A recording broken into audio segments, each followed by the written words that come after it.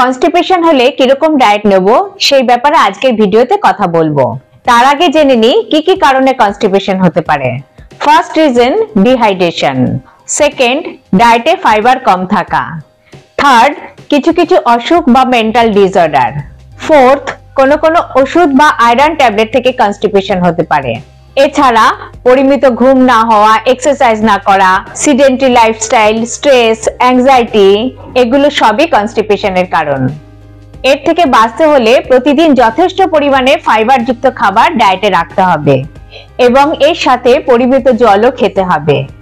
ফাইবারযুক্ত খাবারের মধ্যে ওটস, গম, কলা, আপেল, স্যালাড ইত্যাদি রাখতে হবে। ফ্রুটস খেতে হবে, সবজি খেতে হবে, আর ময়দাকে একদম বাদ দিয়ে আটা খেতে হবে, যেমন ডালিয়া, ওটস, বার্লি ইত্যাদি খেতে হবে। আরেকটি মোস্ট ইম্পর্টেন্ট, প্রতিদিন 30 থেকে 40 মিনিট এক্সারসাইজ এবং ওয়াক করতে হবে। Thank you.